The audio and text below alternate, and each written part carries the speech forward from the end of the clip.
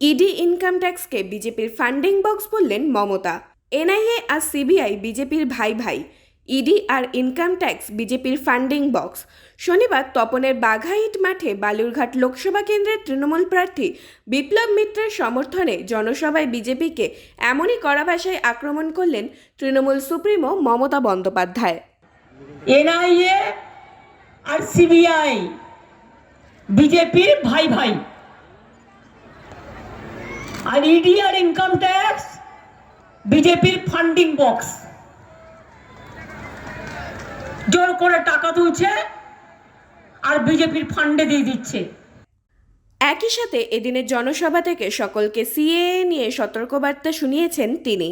তার কথায় ক্যাক করলেই বিদেশি হয়ে যাবেন, আর বিদেশি হলেই 50 বছর আগে বাবা মায়ের সার্টিফিকেট জোগাড় করতে হবে, আর তা না দিতে পারলে ডিটেনশন ক্যাম্পে রেখে দেওয়া হবে।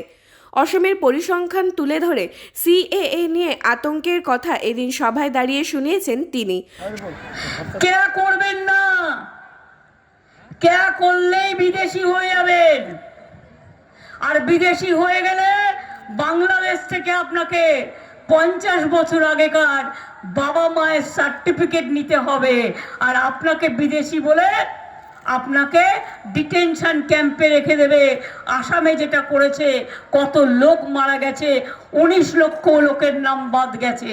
শুধু তাই নয়, বালুরঘাট লোকসভা কেন্দ্রের বিজেপি প্রার্থী সুকান্ত মজুমদারকে কুলাঙ্গার বলতেও পিছুপা হলেন না তিনি। মমতার মতে সাংসদ হিসেবে গত 5 বছরে একেবারে ব্যর্থ হয়েছেন সুকান্ত। যে প্রসঙ্গ তুলে ধরেই এদিন সকলকে একজোটভাবে বালুরঘাট কেন্দ্রের তৃণমূল প্রার্থী বিপ্লব মিত্রকে বিপুল ভোটে জয়ী করার ডাক দিয়েছেন তিনি। মোদির গ্যারেন্টি কি? গ্যারেন্টি এনআরসি চালু করে সবাইকে বাংলা থেকে উচ্ছেদ করো। মানব না, এনআরসি করতে দেব না। মাথায় রাখবেন, আপনারা সবাই নাগরিক, আমরা সবাই নাগরিক, এটা আমাদের অধিকার, এটা বিজেপির দয়ায় নয়।